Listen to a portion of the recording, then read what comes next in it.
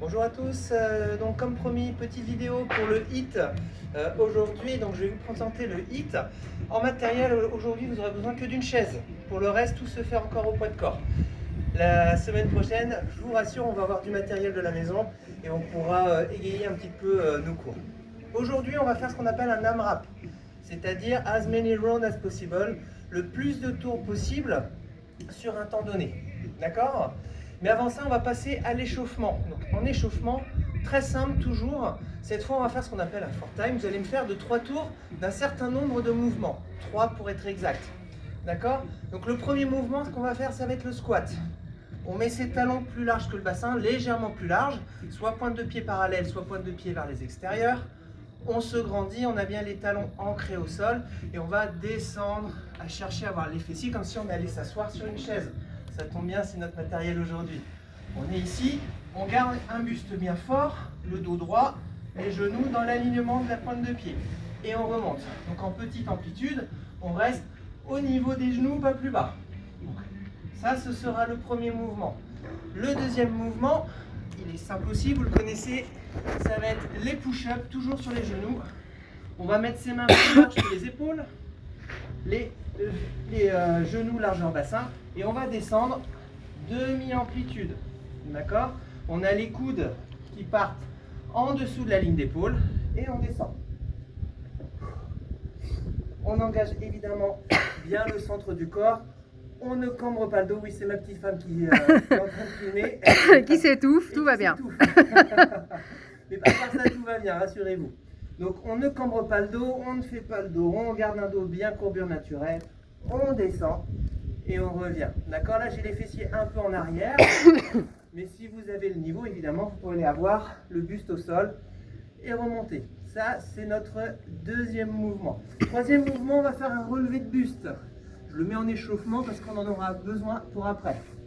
On met ses pieds à plat au sol.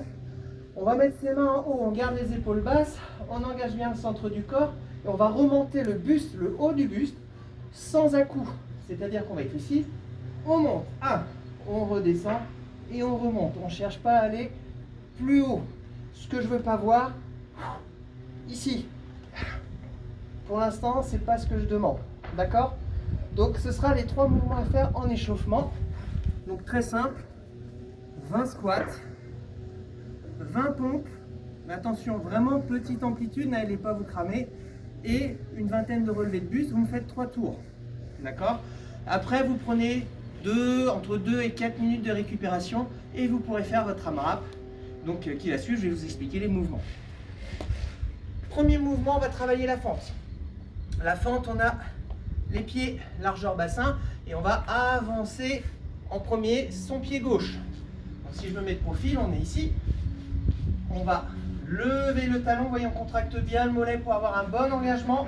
On se grandit, les mains au niveau de la hanche, et on descend, c'est le genou arrière qui est moteur. Vous avez vu, je ne pars pas vers l'avant, encore moins vers l'arrière, c'est juste le genou qui descend, et on garde le talon bien haut. Surtout, ne reposez pas le talon, ne me faites pas ça. Vous voyez le talon? Non, un bon engagement, on est ici, et on descend. Hop, là, le buste est bien aligné avec ma cuisse. Là, on est à 90 degrés, et c'est super. Ça, c'est le premier mouvement. Deuxième mouvement, on va avoir besoin de la chaise. On va travailler au niveau des dips. Donc, pour vous mettre en place, au début, on se met assis. Super, petite récupération. On met ses mains au bord de notre chaise. On met nos pieds à plat. Et on met juste ses fessiers devant. Et regardez, je fléchis les coudes et je repousse. D'accord? Ne vous éloignez pas vers l'avant, sinon la chaise risque de basculer. Vous êtes bien au bord de la chaise et on descend. Ici, on engage bien le centre du corps, on se grandit. Toujours les mêmes consignes. Si vous voulez que ce soit un petit peu plus dur, tendez juste vos jambes. Plus vous éloignez vos jambes, plus c'est dur. Plus vous les rapprochez, plus c'est facile. Et on descend et on remonte. On n'oublie pas de bien serrer nos coudes, de ne pas les écarter. On serre nos coudes et on remonte. Ça, c'est notre deuxième mouvement. Troisième mouvement, on reprendra la fente, mais cette fois l'autre jambe. Exactement les mêmes consignes que pour la première fois. Donc cette fois, c'est la jambe droite. On est ici. On se grandit bien, on cherche bien son équilibre. C'est le genou arrière qui se fléchit. Le genou avant suit le mouvement. On se grandit et on est là. On enchaîne les mouvements. Ça, c'est notre troisième. Dernier mouvement, le relevé de buste. Donc, je vous l'ai montré en échauffement. Là, vous pourrez essayer d'aller un petit peu plus haut. Il y aura une option. Hop là. Attention à la chaise.